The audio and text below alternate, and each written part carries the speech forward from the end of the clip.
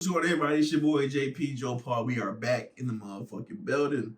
Today, we're going to discuss what happened the other night with the Philadelphia 76ers and the New York Knicks. So the New York Knicks took a 2-0 lead in their series against the Sixers after a very, very competitive, very close game one where they out rebound the Sixers by 20. And those second chance points that they were able to create is ultimately what led to them being able to secure that win. And going into this game, it was like, you really felt like it could be anybody's series. You felt like these were two evenly matched teams, even with Joel being hampered. At one point in game one, he thought that his whole season was over. With even with everything going on in Philadelphia, you felt like these were two evenly matched teams and the games could really go either way.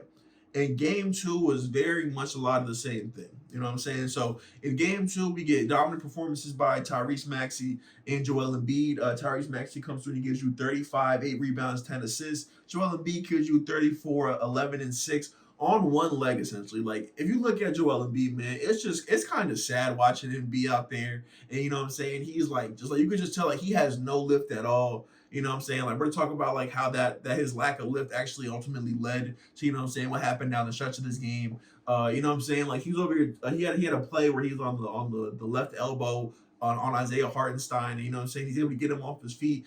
And you know what I'm saying? He's able to get the N1 jumper, but his feet barely come off the ground. He kind of just flicks it up and it goes in. And at this point, the man is just scoring 34 points off the strength that he is, 7 foot tall, incredibly wide, takes up a lot of space in the paint. And there's really just nothing that anybody on the Knicks can really do with him. So, these are 34 very injured points.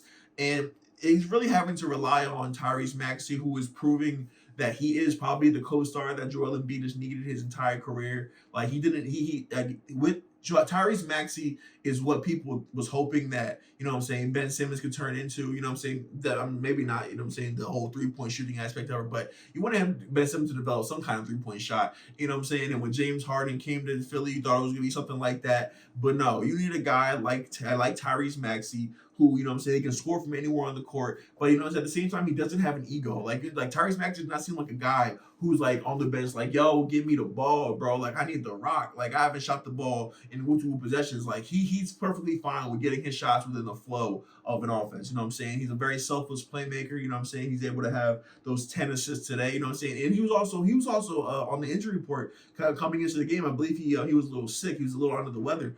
So he's coming off. He's potentially missing this game, and he comes in and gives you this dominant performance. And the kid is just fearless. You know what I'm saying? The kid is just he has no fear in his heart. You know what I'm saying? When it comes to the big moments in the playoffs, like the things you dealt with Ben Simmons and the things you dealt with when they had James Harden, like you just don't see that happening when it comes to Tyrese Maxey. And he's proving that he's every bit as big a piece as anybody else on this team. You know what I'm saying? He's almost as big a piece as Joel Embiid for the Sixer team, because even with Joel being hampered, they can rely on a guy like Tyrese Maxey who's going to be able to go out there and give you, the valuable points you need. You know what I'm saying? He starts off the game on a 9-0 run by himself. You know what I'm saying? And you know what I'm saying? With them not having a whole bunch really to rely on when it comes to the rest of the team, I believe the rest of the team only gives them I did the math here, but I fucking lost it, so whatever. You know what I'm saying? I think the rest of the team only gives them like 30 points or something like that. Like it wasn't a good showing by the other Sixers, and they really had to rely on their big guys.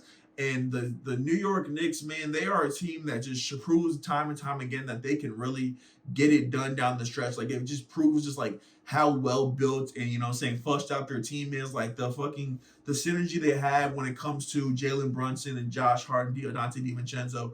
It's like it's really incredible stuff. You know what I'm saying? Jalen Brunson, he's been really, really struggling these first two games. You know what I'm saying? He's having actually the worst 2-game stretch of his entire career when it comes to his field goal percentage. You know what I'm saying? He's 16 and 57 through these first two games. You know what I'm saying? He was 7 and 28 last night. He ended up being 1 of 7 from the 3-point line, and the one 3-point shot he did have ended up being a huge three that actually was able to bring them down to I believe they were down 2. You know what I'm saying? They were down 2, and then let's talk about just what happened down the stretch of the game. All right, so.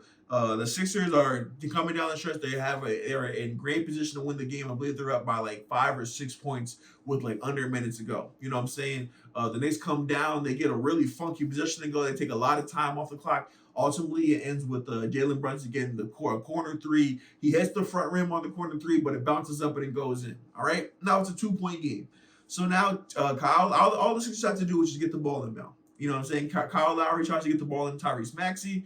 Jalen Brunson's kind of tugging on Tyrese Maxey's jersey a little bit, so I'm not sure if that had anything to do with Maxey not being able to gather the ball. But Maxey goes and he knocks the ball into the air. So, you know what I'm saying? At this point, I ain't gonna lie, it kind of happened in slow motion as you're watching it. Like, you're just looking it up and you're just like, oh, snap, the ball's in the air for anybody to get it. Tyrese Maxey is there, Josh Hart is there, Jalen Brunson, they're all running towards the ball. Ultimately, Tyrese Maxey gets the ball and he tries to clear out some space and he loses his balance and he falls. Right? Still no whistle though. There was no whistle by the official.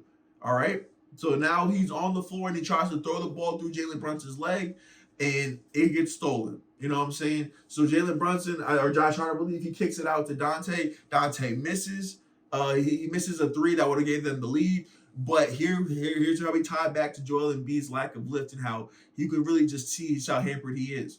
Joel Embiid is not able to really jump at all to grab the rebound. So Isaiah Hartenstein comes flying in like a goddamn like he's on a parachute. He comes in and grabs the ball over Joel and they kick it back out and ends up finding Dante DiVincenzo again.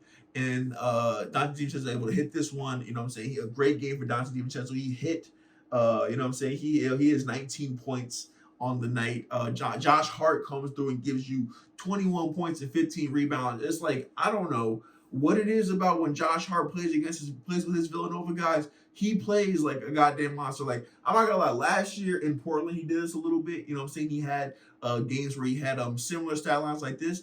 But this year, he's just taking it to a whole nother level. Like, he's had multiple triple-doubles this year, multiple games where he's had, like, 15-plus rebounds. Like, and the guy's only, like, what, 6'4", 6'5"? Like, he's not the biggest guy in the world. And he's in here soaring and grabbing rebounds amongst the trees. And it's like, that's how I'm going to teach my son to play basketball. Like, I'm about to just teach my son to follow the Josh Hart mode because that's really what we need in the world. We need more players like Josh Hart. They're selfless, you know what I'm saying? They play defense. They take pride in their defense, and they just do whatever it takes in order to win basketball games.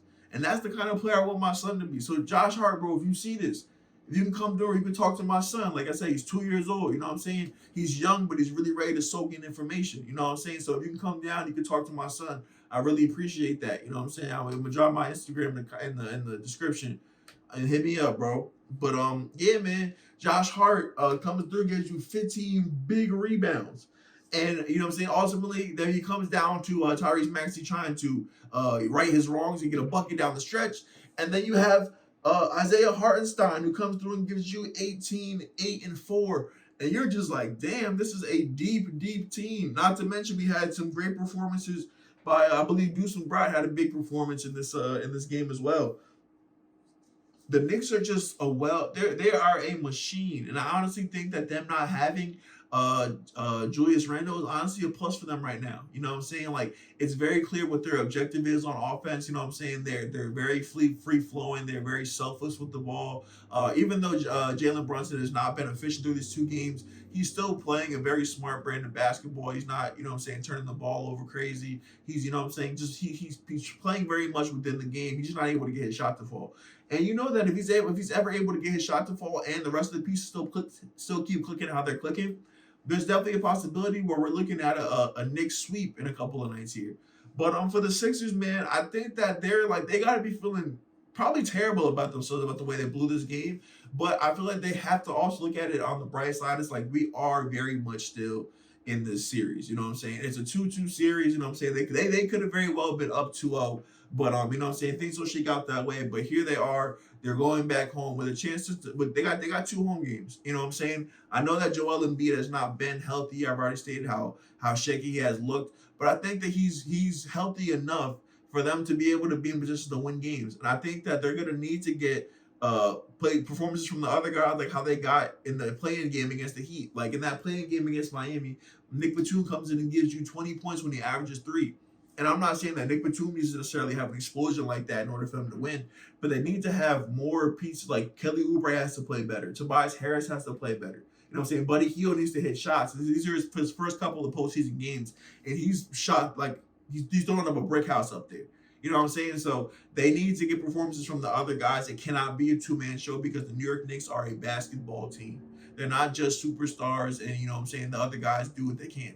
They are a basketball team, but they're going to have other guys that are going to perform. So you need to have other guys that are going to perform for your team as well. So you know what I'm saying? Through the rest of this series, like I said, we could be very well headed towards a Knicks sweep. But I ain't gonna lie, I think that the Sixers will be able to hold serve in some capacity at home. I think that at the very least they go back to New York for a game 5. And I just think that if they're able to win a game, if the Sixers are able to win a game on the road, it's a very good chance this series goes out to 6 or 7 games. You know what I'm saying? If they're able to win a game on the road, there's a very good chance this series does go 7 games because it's been crazy competitive. It just kind of feels like a series that deserves a 7th game. But if it were to end in a sweep, it kind of just be like it'd be kind of like on the feeling of like a Lakers Nuggets last year. You know, so you'd be like, wow, like these felt like they were two evenly matched teams, but in the end, the same team ended up winning 4 times in a row. You know what I'm saying? It kind of would just be something weird like that. So that remains to be seen. But you know what I'm saying? That's all I got for this one, guys. Make sure you guys leave a like. Make sure you guys leave a comment. Make sure you subscribe. Let me know who you guys think is going to end up winning this series and in how many games. And also let me know who you think is going to win the championship.